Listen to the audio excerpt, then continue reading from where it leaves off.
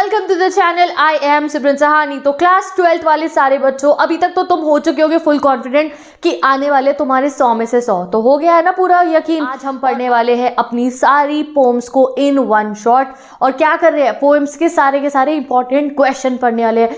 ऐसे ही क्वेश्चन, बस ये पढ़ लो, बस और कुछ नहीं करना तुम्हें। एक पोएम वाली वीडियो देख लो, एक ये क्वेश्चन कर लो, और ना आए तुम्हारे नंबर तो देख लेना। तो ऐसे क्वेश्चन है जो बोर्ड एग्जाम के पेपर में दिखेंगे, और ये ना दिखे ना डायरेक्टली तो कोई भी क्वेश्चन आ जाए, इनको बनाने का तरीका आ जाएगा। देखो हर क्वेश्चन में क्या होता है, सवाल वही पूछा भैया तुम्हारी पोएम है 25 लाइन की, 30 लाइन की, ठीक है। अब कोई भी क्वेश्चन होगा उन 25-30 लाइनों के बीच में से ही होगा, बस उसकी लैंग्वेज बदली जाएगी। तो भाई मैं तुम्हें हर एक क्वेश्चन करा दूंगी उन 25-30 लाइनों में से कि एग्जाम में कोई भी क्वेश्चन की लैंग्वेज कहीं से भी मोड़ तड़ोड़ के तुम्हें सीबीएसई प्रेजेंट करे, तुम्हें आंसर आता हो, क्योंकि तुमने पढ़ी है सिमरन दीदी की बेस क्वेश्चन सीरीज। तो स्टार्ट करते हैं अपनी पहली पोएम से। तो स्टार्ट करते हैं पहली पोएम से, जो है थिंग ऑफ ब्यूटी। तो मैं माय मदर एट 66 से स्टार्ट नहीं कर रही हूँ मॉडर्न क्वेश्चन को, बेस क्वेश्चन को। हम शुरू करते हैं अपनी पोएम, ब्यूटीफुल पोएम, सुंदरता से भरी हुई poem, a thing of beauty से, जो आपको सिखाती है कि दुनिया में असली सुंदरता तुम्हें ढूंढनी है तो तुम्हें कहाँ जाना है, ठीक है। तुम्हें कोई जो है सुंदर सुंदर लोगों को नहीं देखना है, तुम्हें कुछ चीज़ों पे ध्यान नहीं देना है, तुम्हें सिर्फ अपने आसपास में जो भगवान ने हमें ब्यूटीफुल नेचर दिया है उसे देखना। क्या सुंदरता, क्या पीसफुल एहसास तुम्हें होगा, तुम्हें खुद यकीन नहीं होगा। तो how does nature contribute to our good health, पहला इंपॉर्टेंट क्वेश्चन आपके बोर्ड एग्जाम के लिए। तो नेचर जो है हमारे को एक ऐसी ब्यूटीफुल चीजें प्रोवाइड करता है जिससे हमारा स्वास्थ्य भी बहुत अच्छा रहने वाला है। तो nature providers things of rare beauty, it keeps a bark white of for us. Bower मतलब क्या होता है, शेड, ट्री का शेड जो होता है, जिसमें अगर आप गर्मियों के मौसम में जाके खड़े हो जाओ तो आपको राहत मिलती है। तो ट्री का शेड हमारे को प्रोवाइड करता है। A bower is a pleasant place in the shade under a tree. A thing of beauty also provide us peace and security, beautiful चीजें हमारे को पीस और सिक्योरिटी प्रोवाइड करती है। We enjoy a sound sleep which is full of sweet dream. जब आप सुंदर सुंदर नेचर की एक बार ना जरा बाहर जाके पार्क में वॉक करके आना, खुली हवा, ताज़ी हवा जब चल रही हो, वापस आना घर में अच्छा सा कुछ खाना और तब सो के देखना, क्या नींद आएगी ब्यूटीफुल वो। तो अगर आप नेचर से जुड़े रहोगे तो वो आपको अच्छी नींद देगा, रिलैक्स ब्रीदिंग देगा, अच्छी हेल्थ देगा, ठीक है। How does a thing of beauty bring joys in our life. तो अकॉर्डिंग टू जॉन की, the thing of beauty is a joy forever. बारिश जब भी आ जाए, मुझे तो बारिश बहुत पसंद है, उतना ही मन खुश होता है। हिल स्टेशन पे जब कोई जाने को कह दे कि पहाड़ देखने को मिल जाएंगे, मन उतना ही खुश होता है। जब कोई कह दे कि भैया तुम्हें लेके चलेंगे समुद्र के पास में, तो उतनी ही खुशी होती है कि सी साइड पे वॉक करने को मिलेगा। तो नेचर की जो ब्यूटी होती है वो हमेशा बढ़ती रहती है। ये नहीं कि आज कुछ कभी कभी कोई डिश भी पसंद आती है ना, तो 10 दिन बाद कहते हैं अरे भाई बहुत ओवर हो गया। बट नेचर से हम कभी बोर नहीं हो सकते हैं। It is constant source of happiness and pleasure, it's loveliness increases every moment, it never pass into nothing. ये नहीं कि ये आज प्यार हो गया, कल धोखा, फिर परसों नए जने को प्यार करना शुरू कर दिया। नेचर के साथ ऐसा नहीं है। नेचर में जो प्यार होता है वो एवर लास्टिंग होता है। In the poem a thing of beauty, how is grandeur connected with the mighty dead. Grandeur मतलब बहुत honour. How can the mighty dead be described as a thing of beauty. तो mighty dead कौन, हमारे लिए, हम Indians के लिए, हमारे सारे फ्रीडम फाइटर्स जिन्होंने हमारे को आज़ादी दिलाने के लिए अपनी जान को दांव पे लगा दिया। माइटी डेड आर वो पीपल जिनकी लाइफ, जिनकी मृत्यु में भी ऑनर छुपा है, जिनकी मृत्यु भी ग्रैंडियोर है। कुछ ऐसे लोग जो शहीद हुए, जिन्होंने अपने देश के लिए, पूरी दुनिया के लिए कुछ ऐसा करके दिखाया कि भाई उनकी तो डेथ होने के बाद भी ना, उनकी उस डेथ में भी ब्यूटी थी कि वो अपनी सोसाइटी को पीछे क्या कुछ जो है उनके लिए छोड़ के गए हैं। तो इसलिए वो कहते हैं दूसरी ब्यूटीफुल चीज़ नेचर के अलावा है माइटी डेड, वो लोग जो मरे तो कुछ ऐसा करके जो है गए हैं इस दुनिया से कि पूरी जिंदगी हम उनकी कहानियाँ पढ़ के सोर्स ऑफ इंस्पिरेशन है वो हमारे लिए। तो mighty deads are those who have laid down their life for a great or a noble cause. Their death is connected with intellectual and spiritual beauty. Birth, growth and decay all are inseparable. Each has its own beauty. Their death is grand or beautiful because it makes them immortal. क्योंकि उनकी मृत्यु grand क्यों है।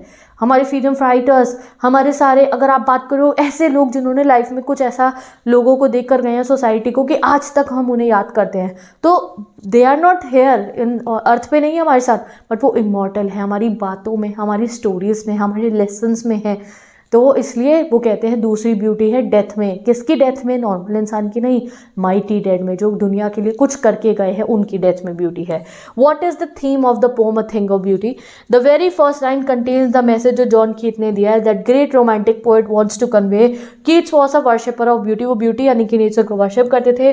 For him beauty was truth and truth beauty, hence for him a thing of beauty is a joy for ever. तो उनकी theme है कि thing of beauty वो है, ब्यूटीफुल चीज़ वो है जो तुम्हें हमेशा को जॉय दे। ब्यूटी कभी फेड नहीं करेगी, कभी डिवैल्यू नहीं होगी, कभी नथिंगनेस नहीं होगी। और जब भी आप परेशान होगे, सौरव में होगे, जैसे हमारी मदर का लव भी होता है हमारे लिए थिंग ऑफ ब्यूटी। हम कितने ही परेशान हो, एक बार मम्मी के पास चल जाओ, सारी टेंशन रिलीज हो जाती है। ये भी एक टाइप की हमारे लिए ब्यूटी होती है। तो अगर हम सिर्फ अभी पोएट के पॉइंट ऑफ व्यू से देखें तो वो तो सिर्फ नेचर को कह रहे हैं कि आप कभी भी परेशान हो, आपके ऊपर से सैडनेस, सौरो, ये सब जो है थिंग ऑफ ब्यूटी ज़रूर हटा देगा। तो नेचर एक टाइप का बून, एक आशीर्वाद है भगवान की तरफ से हम लोगों के लिए। What does Keats consider as an endless fountain of immortal drink? Why does he called it drink immortal? तो भाई फाउंटेन क्या होता है? ऊपर से जब पानी बह के आ रहा होता है। तो वो कह रहे हैं भैया कि जो ये थिंग ऑफ ब्यूटी है, जो ये नेचर है, ये किसने दिया है? ये हमें गॉड ने दिया है। ये हेवन से हमारे पास आ रहा है एक फाउंटेन की तरह, यानी कि हेवन में से ही बहता हुआ ये ब्यूटीफुल नेचर हमारे पास आ रहा है। और ये इमॉर्टल ड्रिंक है, यानी कि देखो हम मरेंगे, आगे वाली पीढ़ी आएगी, उससे आगे वाली की, बट ये नेचर तो भगवान ने सालों से हमारे को प्रोवाइड कर है। ये एक इमॉर्टल ड्रिंक है, ये एक सिर्फ एक झलक है हेवन की, तो इसको हमें पूरा एंजॉय करना चाहिए। Keats consider nature as a beauty endless fountain of immortal drink. He calls that drink immortal as the pleasure and delight given by the beautiful things never end. It also increases with time. और secondly उन्होंने ये nature को जो हमें देखने को मिल रहा है, इसको इमॉर्टल इसलिए बोला है क्योंकि जो प्लेजर हमें नेचर को देख के मिलता है, जो सुकून हमें देख के नेचर को मिलता है, वो एवर लास्टिंग है। आप आज बारिश देखोगे तो भी खुश होगे, जब भी बारिश आएगी गर्मी के मौसम में तो खुश होगे, ठंड में नहीं इतनी अच्छी लगती, गर्मी में तो अच्छी लगती है ना। पहाड़ पे जाओगे उतनी खुशी मिलेगी। तो एंडलेस फाउंटेन और इमॉर्टल ड्रिंक है जो हमेशा उतनी ही खुशी देगा। Do we experience thing of beauty only for short times और do they make everlasting expression? तो भाई ब्यूटी जो होती है, थिंग ऑफ ब्यूटी एटर्नल होती है, एवरलास्टिंग हैप्पीनेस देती है और बहुत अच्छा इंप्रेशन डालती है हमारे माइंड पे और never fade into nothingness. What are the thing, अब भाई ये मोस्ट इंपॉर्टेंट क्वेश्चन है, इसको पक्का मार्क कर लो। What are the things beauty that the poet ने बताई है हमें इस पोम में? तो सन है, मून है, रिवर है, ट्री, यंग एंड ओल्ड है। ये कॉमेंट सेक्शन में मुझे एक एक लिख के बताओ, मैं हटानी हूँ उसको, तो मैं खुद लिख के बतानी है थिंग ऑफ ब्यूटी, क्योंकि पोम में चिल्ला चिल्ला के कहा था लर्न कर लो। द नेक्स्ट क्वेश्चन पे आते हैं, इन द हॉट सीजन। अच्छा वैसे ही बहुत इंपॉर्टेंट क्वेश्चन है, इसका स्क्रीनशॉट क्लिक कर लो, ठीक है, रीड कर लो क्या क्या थिंक ऑफ ब्यूटी, कमेंट में बता देना। In the hot season how do a man beast and beast get comfort, यानी कि जानवर और आदमी क्या उनके लिए गर्मी के दिन में जो है एक कंफर्ट का जरिया होता है? तो स्मॉल स्ट्रीम्स, रिल्स जो बह रही हैं फॉरेस्ट के बीच में, वो एक कूलिंग इफेक्ट देता है। According to Keats, what spreads the pall of despondence over our dark spirits? क्या ऐसी चीज़ है जो डिस्पोंडेंस, जो निराशा की एक जो चादर हमारे ऊपर होती है उसको हटा देता है? तो John Keats says that the pain and sufferings are part of life. सबकी लाइफ में पेन होगा, सफरिंग होगी, दिस ब्रिंग अस सैडनेस, हर पेन हर सफरिंग से हम सैड होंगे, बट स्टिल हमें होप मिल सकती है। The hope and motivation comes from nature and वो हमारे ऊपर से वो पाल ऑफ डिस्पोंडेंस हटा देगा। The beautiful sides gives us inspiration to continue our life. तो जब भी आप परेशान हो, एक बार नेचर में से जाके जुड़ना and you will see the magic yourself. A thing of beauty is a joy for ever. क्यों है थिंग ऑफ ब्यूटी का एवर लास्टिंग इम्पैक्ट क्यों होता है? क्योंकि वो जॉय फॉर एवर देती है। रीड करो इसे अच्छे से। नेक्स्ट लास्ट क्वेश्चन हमारी इस पोम का आज का, ये वाली बेस क्वेश्चन सीरीज का, तो ये रहा, thing of beauty is a joy forever, this is what Keats say in the poem. Do you think in present times an acute stress, violence, proximity to beautiful things can lead everlasting happiness? क्या तुम्हें लगता है आजकल की life में thing of beauty से अगर हम जुड़ेंगे तो हमें हैप्पीनेस मिलेगी? तो डेफिनेटली गाइज, आजकल तो है ही वैसे इतनी टेंशनें भरी पड़ी हैं दुनिया के अंदर, तो इस समय में अगर हम ब्यूटीफुल चीज़ों के करीब जाएंगे तो हमें काफ़ी मिलेगा। In the present time acute stress है, वायलेंस है, तो ऑब्जेक्ट ऑफ ब्यूटी की सिग्निफिकेंस तो बढ़ गई है। जब भी हमारा माइंड परेशान होता है, ट्रबल्ड होता है, तो ब्यूटीफुल चीज़ें देख के हमें राहत मिलती है। Appreciating the beautiful things is appearing appreciating God, कि अगर हम उन ब्यूटीफुल चीज़ों को अप्रिशिएट करेंगे मतलब हम गॉड को अप्रिशिएट कर रहे हैं, जिन्होंने हमें मैनकाइंड में, हमारी दुनिया में ये गिफ्ट दिया है अपने हेवन से, ये ब्यूटीफुल चीज़ों का, नेचर का, ठीक है। Proximity to beautiful thing bring us closer to the creator, अगर हम नेचर के पास जाएंगे वो हमें भगवान के करीब लाता है।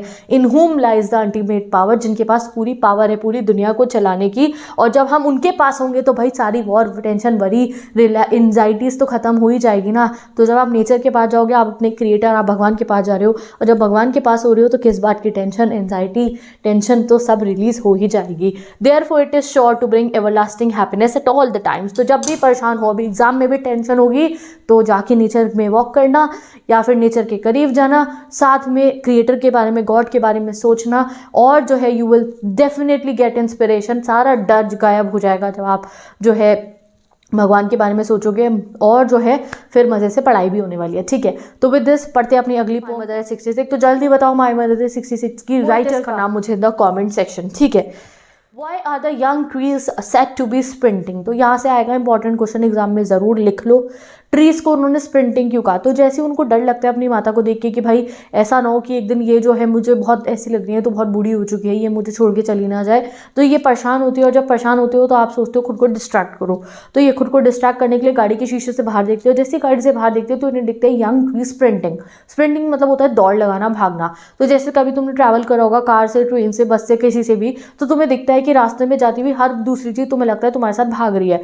तो उन्हें ऐसा लगा कि ट्रीज उनके साथ भाग रहे हैं। और यंग ट्रीज उन्होंने इसलिए लिखा है क्योंकि गाड़ी के अंदर बैठी हुई उनकी जो मम्मी उनको लग रही थी वो बहुत बूढ़ी लग रही थी, लाइफलेस लग रही थी, और ट्रीज कैसे एनर्जी से भरे हुए भाग रहे हैं, और वो भी यंग है। तो they appear to be sprinting because the car was speeding past in the opposite direction. ये लिखना है आपको कि ट्री भागते हुए क्यों दिख रहे थे, लॉजिकल आंसर प्रोवाइड करना है। And the young trees represented youth and life in contrast to her mother's approaching death due to old age. What is the kind of pain and ache that poetess feel? तो when the poetess sees the pale face of her mother, जब उन्होंने देखा अपनी माँ का पीला चेहरा, तो उन्हें अपने फेमिलियर चाइल्डहुड एक फियर याद आया। ये क्या कि भाई जैसे बचपन में होता है ना कि यार मम्मी से दूर नहीं जाना, मम्मी के पास में ही रहना, तो उन्हें वो याद आया। Ageing is a natural process, the poet's mother is old and will die soon, this thought makes poetess feel miserable. ठीक है, words of the poetess and her smile signify. तो पोएटेस अपनी मदर को जाते हुए वापसी पे बाय बाय करते हुए कहती हैं सी यू सून अम्मा। एंड सी यू सून अम्मा एक होप दिखा रहा है, एक उम्मीद जगा के गई हैं वो। उन्होंने गंदी नोट पे अपनी मम्मी को बाय बाय नहीं करा कि मुझे तो बहुत डर लग रहा है, मैं आपसे कभी मिल पाऊंगी आगे, नहीं, उन्होंने कहा सी यू सून अम्मा, जल्द मिलेंगे। एंड अश्योर करती हैं वो कि खुद को कि हाँ मैं अपनी माँ से ज़रूर दोबारा मिलूंगी, और होता भी है। आई थिंक सो, मैंने नेट पे सर्च करा तो इनकी मदर 90+ तक जी थी। तो भाई ये उन्होंने बहुत अच्छा करा कि उन्होंने अपनी मदर को कहा सी यू सून। ठीक है, why has the poetess brought in the image of the merry children spelling out of their home. तो उन्होंने क्यों ये इमेज लगाई मैरी चिल्ड्रन स्पेलिंग? तो एक वो स्टैंजा में वो कहती है, जब वो गाड़ी से बाहर देख रहे हैं तो मैरी चिल्ड्रन, छोटे छोटे बच्चे खेलते हुए बाहर आ रहे थे।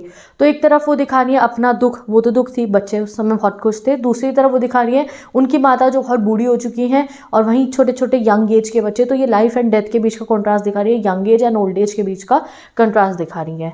The poetess has used this imagery to bring out the contrast between the children who are energetic, full of life. बच्चे खेल रहे हैं, दौड़ रहे, छुपन छुपाई खेलेंगे भाई आज तो। और वहाँ उनकी माता जो है वो गाड़ी में सो चुकी हैं because she is very old, she is lacking energy, वो लाइफलेस लग रही हैं, बहुत डल लग रही हैं। ठीक है, what were Kamala Das fear as a child? Why do the fear came back when she is going to the airport?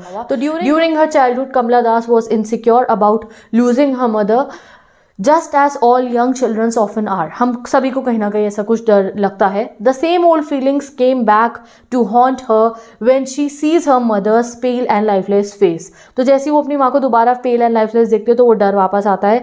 She is sad by the fact that she may not see her life again and she hides her feeling by smiling. तो अपनी feelings को hide करती हैं वो हंसकर। How does Kamala Das try to put away the thoughts of her aging mother? तो वो गाड़ी से बाहर देखती है, तो मैंने आपको बता ही दिया। लास्ट क्वेश्चन पढ़ते हैं। Aging is a natural process. Have you ever thought of what our elderly parents accept from us? तो वो क्या चाहते हैं हमारे से? अलग क्वेश्चन है, कैसा है? Value based question, parallel, theme, inference based question कि एजिंग नेचुरल प्रोसेस है, हर कोई बूढ़ा होता है। तो सोचो हमारे माता पिता बूढ़े होने पे हमसे क्या चाहेंगे। तो aged people usually undergo pangs of loneliness and need companionship. कई बार बूढ़े लोग जो है अकेलापन जो है महसूस करते हैं। They long only love, care and attention. They expect their children to share happiness in their lives with them and take their suggestion for making significant decision. This will encourage them to live enthusiastically. तो ये inference based question ऐसा इस chapter में से आ सकता है। चलो पढ़ते हैं अगली पोम के इंपॉर्टेंट क्वेश्चन। ओके गाइस, तो अब पढ़ते हैं अपने नेक्स्ट पोम के इंपॉर्टेंट क्वेश्चन जो है कीपिंग क्वाइट। ठीक है, तो कीपिंग क्वाइट के पोएट कौन है? तो who is the poet of keeping quiet? तो पैब्लो नेरूडा है। What does the poet, why does the poet want us to count to 12? वो क्यों कहते हैं कि भाई 12 सेकंड तक काउंटिंग करो?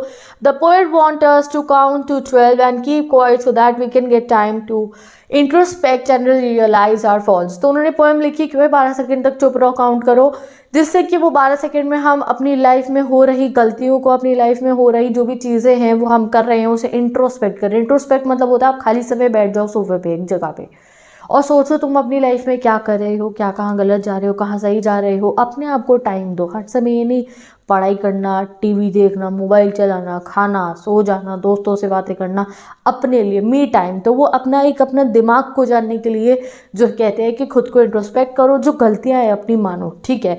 Y does not the poet want us to speak in any language? तो पोएट कहते हैं अगर तुम्हें इंट्रोस्पेक्ट करना है तो किसी लैंग्वेज में मत बोला। क्यों कहते हैं भैया, बोलने को मना क्यों करते हैं? Because language creates differences. जैसे ही हम भाषा बोलते हैं हम एक दूसरे से डिफरेंट, अगर मुंह बंद करें तो we all are human being. जब बोलने लगे तो इंडियन, अमेरिकन, ब्रिटिश, पंजाबी हो गया, गुजराती, ये सब डिफरेंसेस जैसे जैसे हम अपनी जो है लैंग्वेज में बोलने लगते हैं दिखने लगते हैं। तो इसलिए वो कह रहे हैं don't speak in any language. The poet want us to not speak in any language to introspect and know what we are about to know the meaning of our existence. दूसरा ये है कि वो कहते हैं चुप रहो, किसी लैंग्वेज में मत बोलो, मतलब चुप रहो और अपनी लाइफ के बारे में जानो। He wants everybody to know his spirit and spiritual contact with others for some time for which no language is required. और अपना स्पिरिचुअली अपने आप को फील करो, अपनी जो आत्मा है ना उससे जुड़ने की कोशिश करो। और तुम्हें अपनी आत्मा से जुड़ने के लिए कोई बोलने की ज़रूरत नहीं है। तो ये मैंने लैंग्वेज के बेसिस पर डिफरेंस क्रिएट होते हैं, ये तो है ही। और रियल जो है अगर हम जाने कि क्यों वो कह रहे हैं चुप रहने को, वो कह रहे हैं अगर तुम बोलोगे नहीं तो you are connecting with your soul. और स्पिरिचुअल कनेक्शन आज की दुनिया में तुम्हें खुद को जानना है और आगे बढ़ना है तो उसके लिए तुम्हें स्पिरिचुअली भी बहुत ज़्यादा मजबूत होना चाहिए, ठीक है। Why does the poet what is the poet of keeping quiet wish us to do? तो वो कहते हैं चुप रहो 12 सेकेंड तक और वो जो मेडिटेशन के समय का जो वो एक्सॉटिक मोमेंट होगा, प्लेजरेबल मोमेंट होगा, उस सेंट्रिक मोमेंट को फील करो, ठीक है। What does Neruda wish fisherman and war mongers to do? तो वो फिशरमैन को और वॉर मॉन्गर्स जो वॉर करते हैं उनको क्या करने को कहते हैं? तो नेरूडा लवर है पीस के और नॉन वायलेंस के। तो he wishes that fisherman do not hunt the whales in the cold region, की वो जो फिशरमैन है वो वेल्स को नुकसान न पहुंचाए।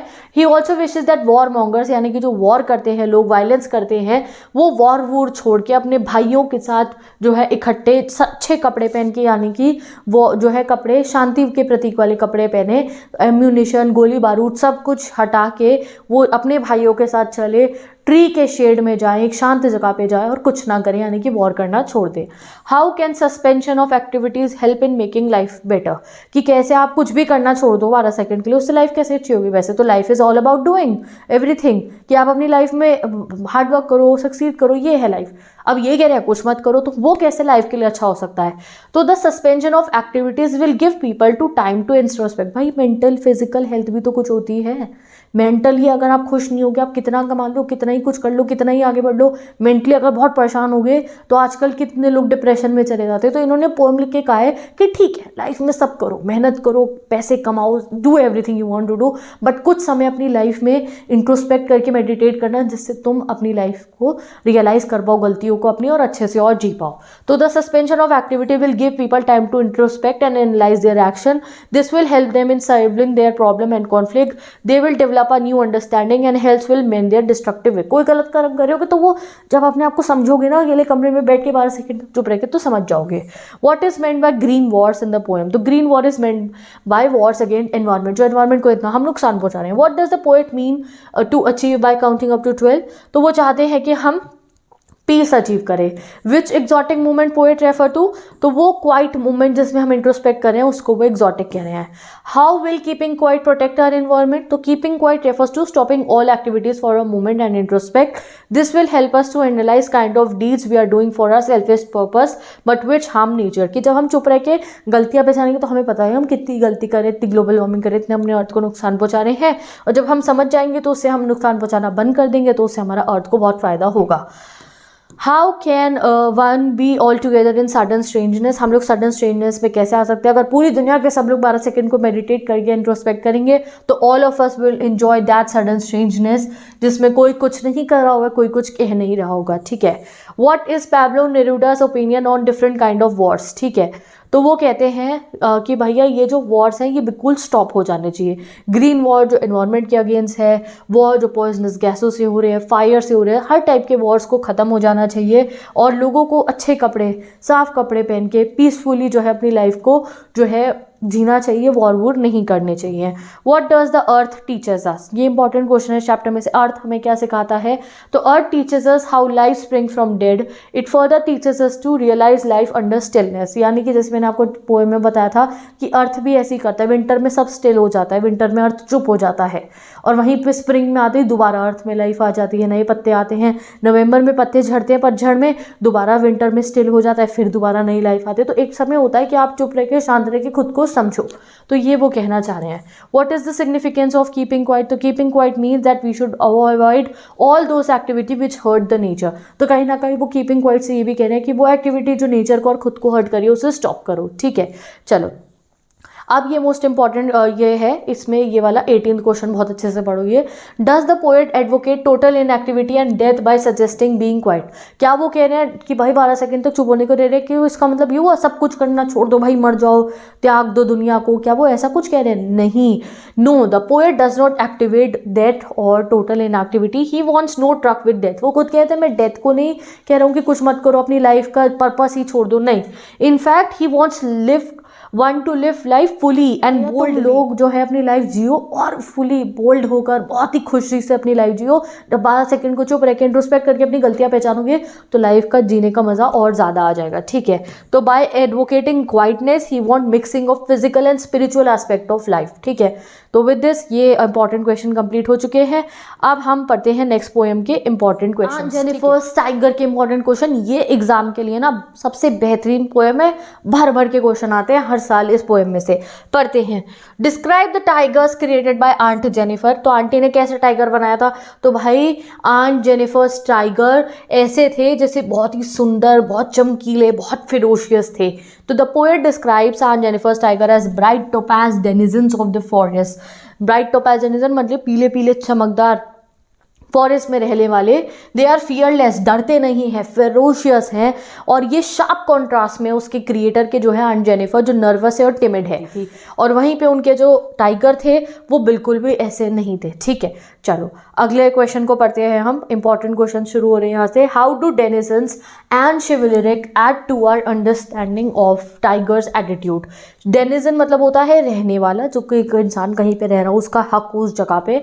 और शिवलिरिक मतलब होता है बहुत ब्रेव, बहुत ज़्यादा जो है बहुत ही ताकतवर, जिसको डर ही ना लगता हो। तो डेनिजन डेनोट्स ऑक्यूपेंट्स और सिटीजन्स एंड शिवलिरिक मतलब फियरलेसनेस, ऑनर, ब्रेवरी, मैजेस्टी। तो tiger are very possessive about their territory. तो टाइगर बहुत पोजेसिव होते हैं अपनी टेरिटरी के लिए। They live on their own terms, अपने टर्म्स पे रहते, किसी से नहीं डरते। As they regard themselves superior in their own domain, तो वो अपने डोमेन में खुद को सबसे सुपीरियर दिखाते हैं। The poet find similarities between the propensity of tigers and man. और कहीं ना कहीं देखो वो टाइगर्स को ना मेल जो आदमी लोग होते हैं उनसे दिखा रही हैं कि जैसे टाइगर डोमिनेट करता है पूरे जंगल को और वो जो है सब बहुत शिवलिरिक है, वहीं पे कहीं ना कहीं मेल भी फीमेल को ऐसे ही डोमिनेट करते हैं अपना हक जता के हर जगह पे, और जो है अपने आप को बहुत सुपीरियर दिखा के, ठीक है। चलो अगला क्वेश्चन देखते हैं। What is the weight that lies heavy on Aunt Jennifer's hand? How is it associated with uncle? तो वेट जो हैवी है उनके हैंड पे वो है उनका वेडिंग बैग, जो अंगूठी है उनकी शादी की, और वो सिंबलाइज करता है जो जो ड्यूटीज़ नहीं कहेंगे, जो जो बैड एक्सपीरियंसेस। ड्यूटी तो हर एक को जो है शादी करी है तो वो उनकी ड्यूटी नहीं है, वो उनका शी इज़ मैरिड एंड वो उनकी लाइफ है कि वो अपने हस्बैंड की केयर करे, बच्चों की केयर करे, अपनी लाइफ में इंजॉय करे अपनी फैमिली के साथ में। बट उनकी लाइफ में ये सब नहीं हुआ कि वो फैमिली टाइम अच्छे से स्पेंड कर पाए। उनकी लाइफ में सिर्फ बैड एक्सपीरियंसेस आए अपनी शादी से, तभी उनके हाथ इतने डरे सहमे और कांपते रहते हैं। वो इतनी डरी सहमी हुई है कि उनको जो है जब वो कढ़ाई भी करती है तो वो जो नीडल होती है वो अच्छे से उनसे जो है चल भी नहीं रहे होते, इतने कांपते हैं उनके हाथ डर से, ठीक है। तो probably the weight has burden her so much that she feel subjugated, यानी कि बहुत डरा हुआ फील करती है वो। आज Jennifer had a troubled married life, ये सब पढ़ के हमें पता चलता है कि उनकी मैरिड लाइफ बहुत ट्रबल्ड है, उनके हस्बैंड बहुत डोमिनेट है, ऑप्रेसिव है, इसलिए वो डरी सहमी रहती है। और वो उस डर और सहम में वो चाहती है कि वो अपनी आवाज़ उठाए, उठा नहीं पा रही है, तो वो अपने आर्ट के थ्रू, अपने टाइगर्स के थ्रू अपनी आवाज़ उठा रही है कि वो भी टाइगर जितना फेरोशियस होना चाहती हैं। How were the tigers different from her, तो आज Jennifer's are tiger created by her on her tapestry मतलब वो कपड़ा। however they present a sharp contrast to their creator कौन है उनके, आंट जेनिफर है टाइगरों की। while aunt is weak, भाई ये लर्न कर लो, ये क्वेश्चन आंख बंद करके बहुत काम आएगा पेपर में। while aunt is weak, aunty weak है, meek है, सबमिसिव है, and scared of expressing her feeling openly, the tiger strong है, fearless है और confident है। they are bold creatures and scared of none, वो ना डरते भैया किसी से। the aunt is in bonded in matrimony and faces several restriction, on the other hand tiger move about freely in their own jungle, ठीक है। तो aunty को तो बहुत रोक टोक है, बहुत रुकावटें हैं, बहुत बंधनों में बंधी हुई हैं वो, बट टाइगर अपनी फ्रीडम से घूमता है, ठीक है।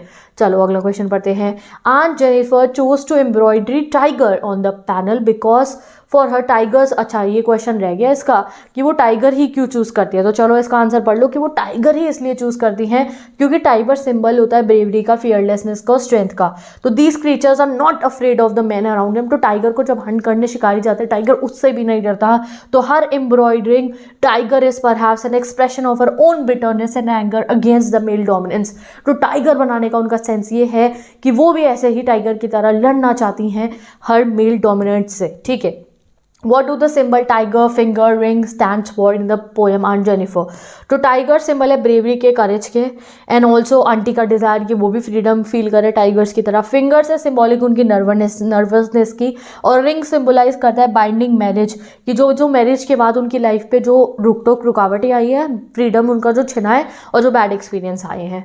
What lies heavily on aunt Jennifer's hand, how is it associated with uncle, तो मैंने आपको बता दिया आंट जेनिफर का wedding band lies heavily on her hand, अंगूठी है, it reminds her of her unhappy married life, अंगूठी से याद आती है उनकी unhappy married life. It is symbolic of male authority and power of her husband who had suppressed her and made her nervous and drag, उनके husband को दिखाता है जो उनको सप्रेस कर रहे हैं। He had dominated over her so much that she had lost her identity, इतना डोमिनेट कर रहा है कि आंटी तो अपनी आइडेंटिटी ही भूल चुकी हैं, ठीक है। चलो आगे पढ़ते हैं हम। वाइड चलो ये तो रिपीट हो गया, क्वेश्चन अगला देखते हैं। Why are aunt Jennifer's hand fluttering through a wool, तो ऑब्वियसली सेम बातें रिपीट करनी है कि जो मैरिड लाइफ में जो डोमिनेशन आ रही है उससे वो खुश नहीं है, बहुत परेशान है, इसलिए उनके हाथ भी काँप रहे हैं डर के मारे। What will happen to aunt Jennifer's tiger when she is dead, जब आंटी मर जाएंगी तो टाइगर को क्या होगा। The tiger created by aunt Jennifer are internal, वो तो लाइफ लॉन्ग रहेंगे हमेशा, art is life long. They will keep on prancing even after death, तो आंटी तो मर जाएंगी उसी लाइफ को जीते जीते, सप्रेस डोमिनेटेड लाइफ को जीते जीते, बट उनके जो टाइगर है वो हमेशा जिंदा रहेंगे, बहुत स्टाइल में वॉक करते हुए उस टेपेस्ट्री के ऊपर। She probably wants to convey that the tigers which represent the aunts in a sense of freedom will stay forever, तो वो कहती है मैं तो मर जाऊंगी कहीं ना कहीं, आंटी तो जो है गिव अप कर चुकी है, बट वो जो उनका टाइगर है, वो उनका अंतर्मन है, वो बिल्कुल टाइगर जैसा बनना चाहती है, तो आर्ट तो उनका लाइफ लॉन्ग चलेगा, ठीक है। चलो अगली पोम के इंपॉर्टेंट क्वेश्चन पढ़ते हैं। हाँ इसके तो कंप्लीट हो गए हैं हमारी टाइगर, आंट जेनिफर्स टाइगर के, और अब पढ़ते हैं हम रोड साइड स्टैंड के इंपॉर्टेंट क्वेश्चन। तो अब पढ़ते हैं रोड साइड स्टैंड के इंपॉर्टेंट क्वेश्चन। तो पहला क्वेश्चन आता है हमारा, where is the roadside stand built and why, तो रोड साइड स्टैंड कहाँ है और क्यों बना है। तो the roadside stand is built by the rural folk on the side of the road with a shed, तो roadside stand बना हाईवे के किनारे पे, और उन लोगों ने इसलिए बनाया जिससे आते जाते लोग उनसे कुछ खरीद ले, ठीक है। The city folk who drove through the countryside hardly paid any heed to the roadside stand or the people who ran it. If all they did it was to complain, which line bring this out? Was their complain about it? तो भाई cities के लोग जो है कभी भी उनकी तरफ देखते नहीं हैं, बताओ कौन सी लाइन पोएम की दर्शाती है। साथ ही के साथ में अगर देखते भी है तो कंप्लेन करते हैं, तो बताओ कौन कौन सी लाइन पोएम्स की है जो ये शो करती है। तो पोएम की ये लाइन देखो, the polish traffic pass with a mind ahead, दिखाता है कि लोग उन पर ध्यान नहीं देते हैं। एंड आउट ऑफ सॉर्ट्स, अगर बाई चांस कोई देख ले तो वो परेशान हो जाते हैं कि भैया इनको ने तो सीनरी खराब कर दी जगह की, जो है नॉर्थ साउथ का डायरेक्शन सही नहीं लगा हुआ है, ये कंप्लेंट्स वो करते हैं, ठीक है। चलो अगला क्वेश्चन देखते हैं. What is the plea of the folks at the roadside stand. Roadside stand के लोग क्या गुजारिश कर रहे हैं, तो वो ये गुजारिश कर रहे हैं कि भाई we also want some city money, हमें भी शहरी पैसा चाहिए, शहर के लोगों हमसे भी कुछ खरीद लो. What is up for sale in the roadside stand. Roadside stand पे क्या क्या बिक रहा है. बेरीज बिक रही है, wooden containers, crook neck, golden squash with silver watch, यानी कि घिया लौकी का बहन भाई जैसा सा कुछ सब्जी बिक रही है जिसके ऊपर सिल्वर कलर के वाट से सिल्वर कलर के धब्बे हैं. ठीक है, चलो अगला क्वेश्चन पढ़ते हैं. What does the poet who does the poet accuse of having double standards in the roadside stand.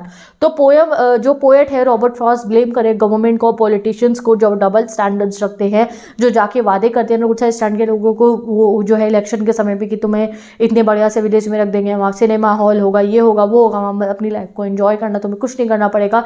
और जैसे ही इनको वोट पड़ जाते हैं तो अगले दिन ये सो जाते हैं और इन रोड साइड स्टैंड के लोगों की नींद उजाड़ देते हैं, क्योंकि जो इनको वादे करे जाते हैं वो तो कभी पूरे होते ही नहीं हैं. तो read it, you will get to know कैसे आंसर करना है.